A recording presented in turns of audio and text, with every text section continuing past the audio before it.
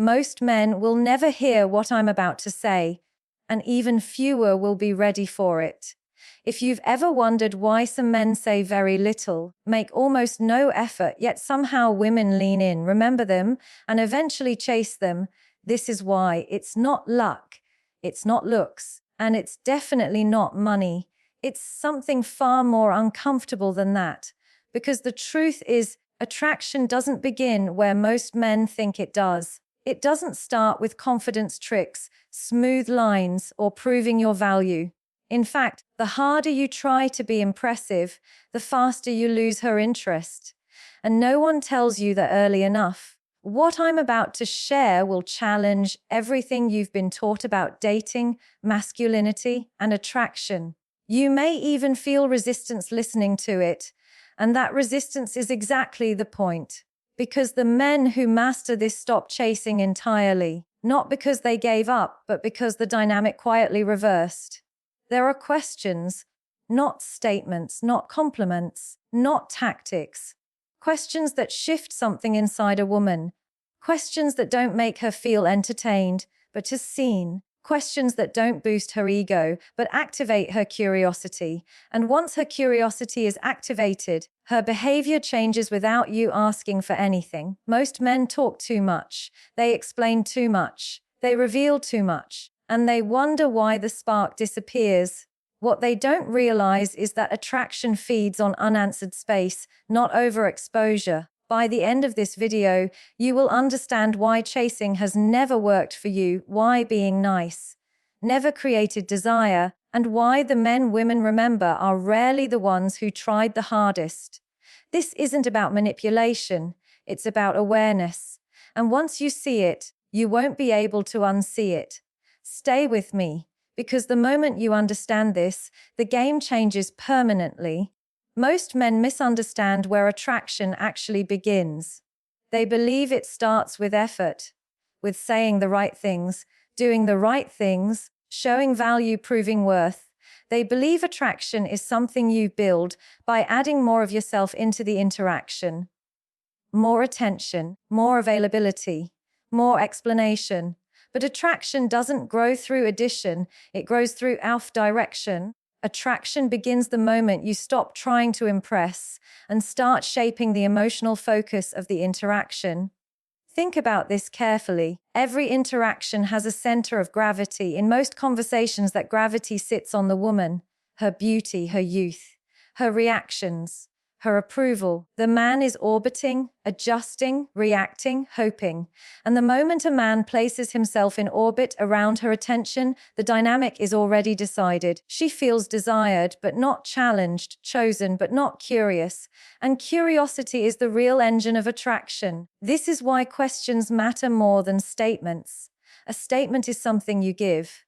A question is something that redirects attention. When you ask the right question, you quietly move the center of gravity away from her external value and toward her internal world. You shift the focus from, "Do you like me?" to, "What am I discovering about myself right now?" That shift is subtle, but it is profound. Most men talk too much because they believe silence is a risk. In reality, silence is power when it's intentional. A well-placed question followed by calm presence does more than any clever line ever could. Because the mind doesn't bond to noise, it bonds to meaning. When you ask a question that invites reflection instead of performance, you do something rare. You remove her from autopilot. Younger women, especially, live in a world of constant stimulation and validation. They are constantly being reacted to, complimented, assessed, desired. Very few people ever slow them down enough to think. So when you ask a question that requires thought, you stand out not because you're louder, but because you're deeper. And depth is unsettling in the best way. This is where most men get it wrong. They think asking questions is about gathering information, learning her likes, dislikes, preferences. That's not the point. The point is not what she answers. The point is what state she enters while answering. Attraction is not logical, it's experiential. It's about how someone feels in your presence. When a woman feels calm, reflective, and mentally engaged around you, her nervous system starts associating you with safety and stimulation at the same time. That combination is powerful. Safety alone creates comfort. Stimulation alone creates chaos. But safety plus stimulation creates Gauze attachment. This is why chasing never works long term. Chasing puts her nervous system in control. She feels desired, but she doesn't feel pulled. The man is moving toward her. There's no tension in that, no mystery, no unanswered space. But a question creates space, and the human mind hates unfinished loop. When you ask something thoughtful and then allow silence, you're not withdrawing. You're giving her room to step forward mentally. And the moment she starts stepping forward internally, she is already chasing. Not you physically, but the feeling she experiences around you. This is also why the F-tone matters more than the words. A needy question feels like an interview. A grounded question feels like an invitation. The same sentence can repel or attract depending on whether it's asked from curiosity or from insecurity. Confidence is not dominance. Confidence is comfort with not knowing the outcome. When you ask a question without needing a specific answer, you signal abundance. You signal that you are not trying to extract validation. You are simply present, attentive, and selective. That is rare, and rarity creates value without effort. Another mistake men make is thinking attraction is something you convince someone into. Attraction doesn't respond to persuasion.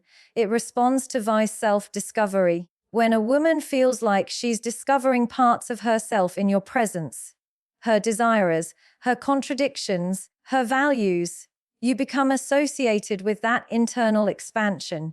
People chase what makes them feel more themselves. And this is where philosophy meets psychology. Human beings are not drawn to those who want them most. They are drawn to those who make them feel most as alive. Alive doesn't mean entertained. It means engaged, awake, seen beyond the surface. Questions are not tools of manipulation. They are tools of orientation. They orient the interaction inward instead of outward. They create a shared mental space rather than a performance stage. And when you master this, something interesting happens. You stop fearing rejection because you're no longer performing to be accepted. You're exploring to see if there is alignment. That internal shift changes everything: your body language, your tone, your pacing, your energy. Women are extremely sensitive to this, even if they can't articulate it. They feel when a man is trying to be chosen versus when a man is choosing consciously. And here's the paradox most men need to understand.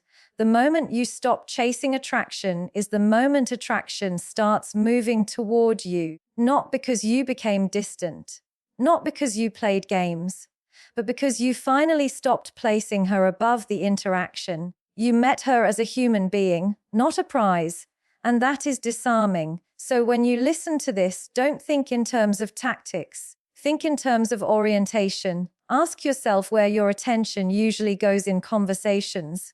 Is it on impressing? Or is it on understanding? Is it on outcome? Or is it on presence? Because the man who controls his attention controls the emotional direction of the interaction. And the man who controls the emotional direction never needs to chase. He invites, he observes, he allows curiosity to do the work. And that is where attraction truly begins. If you remember one thing, remember this: stop trying to be desired and start being interesting to yourself in the presence of others. Everything else follows. Most interactions fail not because a man lacks value, but because he engages at the wrong level. He stays on the surface, where appearances dominate, where roles are performed, where everyone already knows the script. Compliments about beauty, questions about work, casual banter about hobbies. None of this is wrong, but none of it is memorable either. It keeps the interaction safe, predictable, and emotionally flat. And attraction does not live on the surface. It lives in ace identity. When you engage a woman only at the level of how she looks, what she does, or how she presents herself, you are interacting with her mask. And the problem with masks is that everyone sees them. Everyone reacts to them, everyone reinforces them, so you become interchangeable. What creates differentiation is not intensity, it is depth. When you invite a woman to speak about how she experiences her life rather than how she displays it, you take her somewhere most people never go. You step out of the external world of comparison and into the internal world of meaning. And that shift is not subtle to the nervous system, it's felt immediately. This is especially true for younger women who grow up in an environment obsessed with image. They are constantly rewarded for how their life looks, online, socially, aesthetically, but very few people ask how it feels to live inside that life. What energizes them? What drains them? What feels authentic versus what feels expected? When you ask questions that explore identity rather than image, you communicate something powerful without saying it directly. I see you as more than what you present. And that alone creates emotional gravity. Because identity-level conversations slow people down. They remove the rush to impress. They replace performance with reflection. And reflection creates intimacy. Not sexual intimacy, but psychological intimacy, which always comes first. Here's something most men don't realize when a woman talks about how she feels, what matters to her, what she's searching for internally. She is not just sharing information. She is revealing vulnerability, even if her tone is casual, even if she's confident, even if she laughs while saying it. And vulnerability creates bonding when it's met with calm presence, not urgency. This is why your role is not to fix, advise, or relate everything back to yourself. The moment you start saying, "I'm the same," or "that happened to me too," you pull the focus back to your image, and the magic disappears. Depth requires restraint.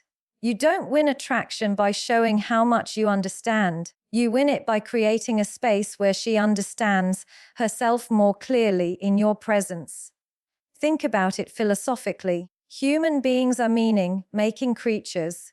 We are constantly trying to understand who we are, where we're going, and why certain things feel right or wrong.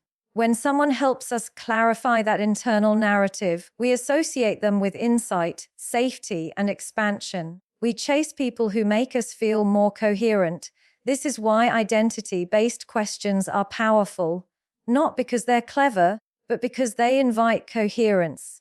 They help a person connect dots inside themselves that are usually scattered, and when a woman experiences that with you, you become psychologically significant, even if she can't explain why. Now, this only works if you are grounded. If you ask deep questions but carry anxiety underneath, she will feel the mismatch. Depth requires emotional stability. You must be comfortable with pauses, comfortable with silence, comfortable with answers that don't flatter you, because identity conversations are not about control, they're about presence. Most men are so focused on where the interaction is going that they miss where it is. They rush toward chemistry instead of allowing it to develop naturally through understanding. But chemistry is not something you manufacture. It's something that emerges when two people feel seen without being rushed. And here's the part that flips the dynamic completely. When you engage her identity instead of her appearance, you are no longer competing with other men. Because most men never leave the surface. They stay in comparison mode. You move into connection mode. Connection does not beg for attention. It attracts it. At a psychological level, this also changes how she perceives your value. You're no longer just a potential partner. You become a point of orientation, someone whose presence feels clarifying rather than consuming. And that is incredibly rare. People don't crave intensity as much as they crave alignment. When you ask questions that explore values, emotions, and internal direction, you are implicitly communicating standards. You're saying, "I care about how someone lives internally, not just how they perform externally." That signals maturity. And maturity creates polarity, especially when combined with calm confidence. This is why younger women are often drawn to men who feel emotionally grounded. Not because of age, but because of depth. Depth cannot be faked. It comes from self-awareness and lived reflection. And let's be honest, engaging at this level also filters people out. Not everyone wants to be seen deeply. Some people prefer surface interactions because depth requires honesty, and that's okay. But when someone leans in rather than pulling away, you know you've touched something real. At that point, attraction stops being a strategy. It becomes a response.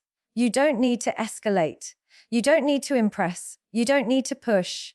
You let her curiosity grow naturally, because curiosity rooted in identity is far stronger than curiosity rooted in novelty. And notice how this changes you as well. You stop performing. You stop chasing reactions.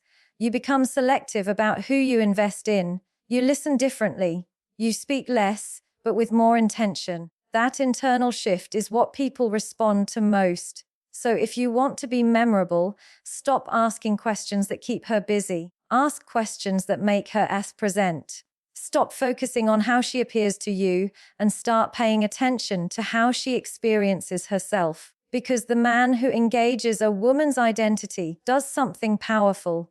He meets her where she actually lives. And people don't forget the ones who meet them there. If there's one thing to take from this, let it be this: surface attracts attention, but depth creates attachment. If you want to stand out, don't look harder. Listen deeper. Most power dynamics are decided long before anyone realizes a decision has been made. They're not decided by who speaks louder, who texts less, or who appears more confident on the surface. They're decided internally by where a man places himself psychologically in the interaction. Is he trying to earn approval, or is he calmly observing whether alignment exists? This is where most men lose leverage without ever noticing. They walk into conversations unconsciously auditioning. They listen, not to understand, but to respond correctly. They adjust their opinions, soften their edges, and subtly signal, "Tell me what you want me to be." And the moment a man does that, the dynamic tilts. Not because the woman becomes dominant, but because he has already surrendered his position. Reversing the power dynamic does not require confrontation. It does not require arrogance, distance, or emotional games. In fact, those are signs of insecurity. Real reversal happens quietly, through self-possession, through the unspoken message, "I am here by choice, not by need." When you ask a woman what kind of attention she believes she deserves, you are not challenging her. You are revealing her internal framework. You are asking her to articulate her self-concept out loud, and that does something psychologically important. It moves her from being evaluated to self-evaluating. Most people are rarely asked to examine their own standards. They talk about what they want, but not why they want it. They talk about what they deserve, but not how they've lived in alignment with that belief. When you invite someone into that reflection calmly, without judgment, you shift the axis of the interaction. Suddenly, you are not trying to measure up, you are listening. And listening, when done from a place of grounded self-worth, is one of the strongest positions a person can occupy. Here's the paradox: many men struggle with. The man who is least invested in proving himself often appears the most confident. Not because he doesn't care, but because his identity is not dependent on the outcome of this particular interaction. He knows who he is outside the room.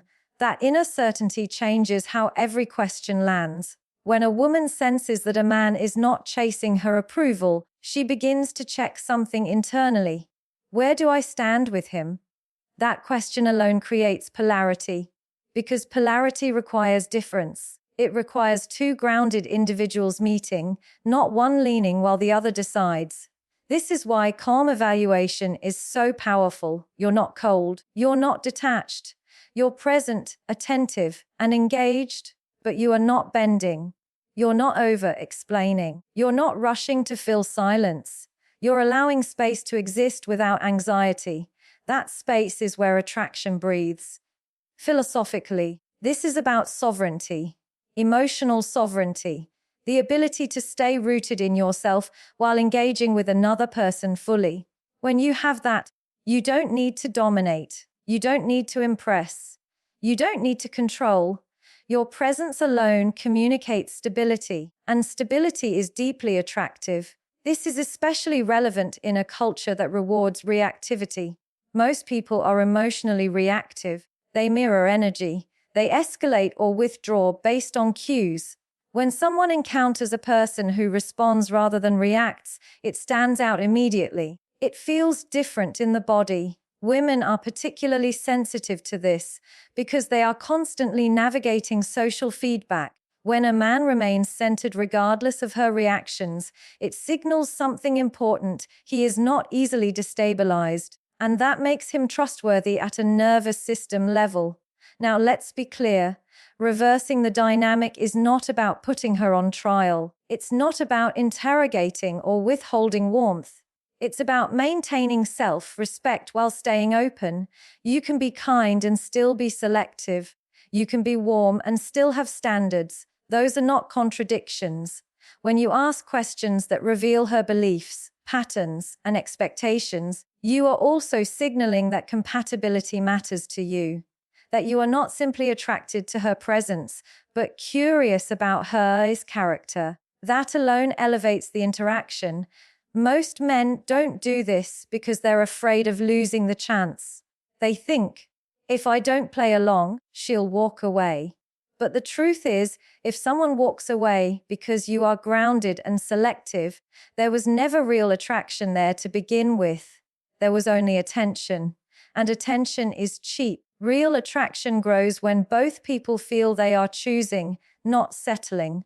When a woman feels that you are assessing fit rather than chasing validation, she steps out of autopilot. She becomes more intentional, more present, more invested, not because you forced it, but because the dynamic invited it.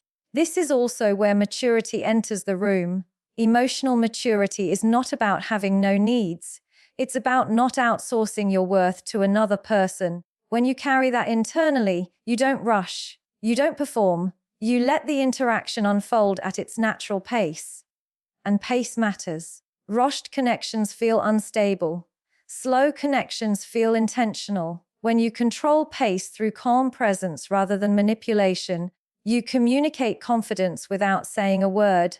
Here's something important to understand. Power dynamics are not about superiority. They're about ours balance. When one person overinvests, balance is lost. When both remain grounded, attraction has room to grow organically. The man who reverses the dynamic is not the man who pulls away. He's the man who stays present without overextending. He gives attention without giving himself away. He listens without losing himself. That kind of presence is rare because it requires internal work. It requires knowing your values, knowing your boundaries, knowing that your worth is not decided in a single conversation. And when you embody that, people feel it immediately. So if you want to change how you're experienced, don't start with techniques. Start with orientation. Ask yourself whether you enter interactions hoping to be chosen or prepared to choose. Whether you speak to impress or listen to understand. Whether you seek validation or alignment. Because the moment you stop chasing approval, something shifts. The dynamic recalibrates. Curiosity replaces certainty. Interest replaces evaluation. And that's when attraction stops feeling forced and starts feeling mutual. If there's one thing to reflect on, let it be this. The strongest position you can occupy is not dominance, but self-possession. When you know who you are, you don't need to chase. You naturally invite others to step forward. Attraction doesn't ultimately come down to what you say or even what you do. It comes down to ask who you are emotionally when nothing is happening. This is the level most people never reach because it requires internal discipline rather than external performance. Emotional sovereignty is not flashy. It doesn't announce itself, but it is felt immediately. Most men live in reaction mode. They react to attention. They react to silence. They react to validation or the lack of it. Their emotional state rises and falls based on how a woman responds to them. And without realizing it, they hand over control of the dynamic. The woman becomes the emotional reference point, and the man becomes the responder. That is the opposite of attraction. Emotional sovereignty means your internal state is not outsourced. It means you can be interested without being needy, engaged without being anxious, calm without being detached. You don't need constant reassurance because you are not using another person to regulate your self-worth. And women feel this instantly, even if they can't explain it. A man who is emotionally sovereign doesn't rush intimacy. He doesn't force momentum. He doesn't panic when there's a pause or pull back. He understands that attraction grows in space, not pressure. That understanding alone sets him apart because most people confuse urgency with desire. When you ask a woman what usually makes her lose interest in someone, you are doing something very revealing. You're not trying to avoid mistakes. You're signaling awareness. You're saying, I understand that attraction has patterns, and I'm not afraid to look at them. That communicates maturity, not fear. More importantly, it places emotional responsibility back where it belongs, not on you to perform perfectly, but on both people to show up consciously. This is where chasing stops completely, because chasing is not about liking someone. Chasing is about there's anxiety. It's about the fear of losing something before it's even real. And anxiety is one of the least attractive emotional states a man can bring into an interaction. Emotional sovereignty neutralizes anxiety, not by suppressing emotion, but by grounding it. You allow yourself to feel interest without letting it control your behavior. You don't deny desire, but you don't let it override your self-respect either. That balance is rare.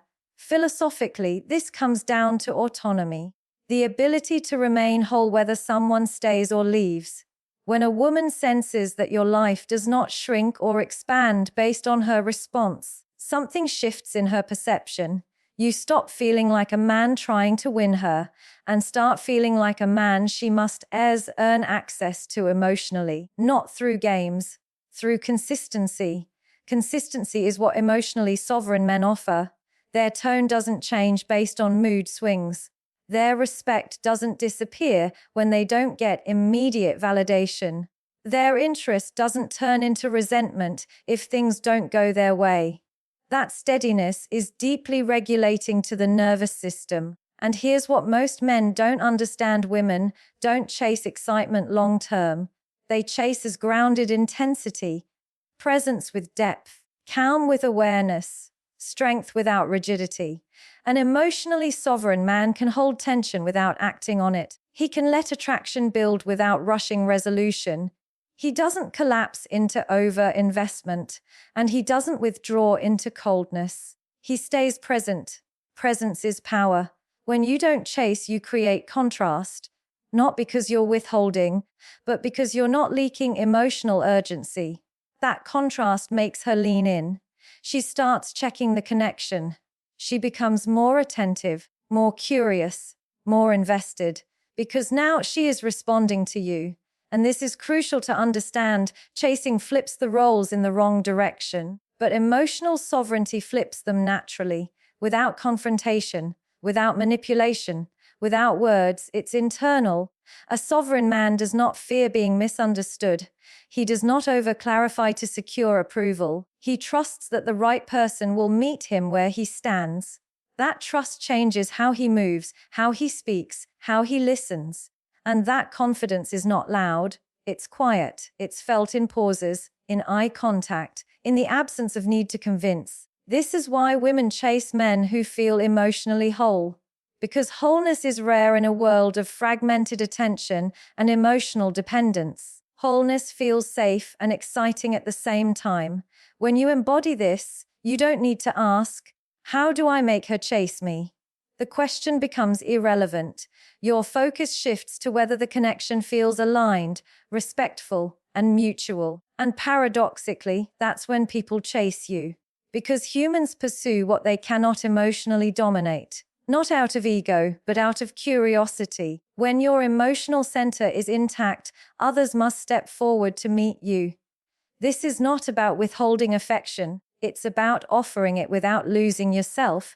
It's about being open without being porous, interested without being dependent. And that takes work. Internal work. It requires you to stop using attraction as a measure of your worth, to stop outsourcing validation, to become comfortable with uncertainty, to trust your own value enough to let things unfold. But once you do, everything changes. You stop chasing outcomes. You start choosing experiences. You stop proving yourself. You start being yourself. And that is the most attractive state a man can occupy. If there's one thing to take away from this, let it be this. The moment you become emotionally sovereign, attraction stops being something you chase and becomes something that naturally moves toward you.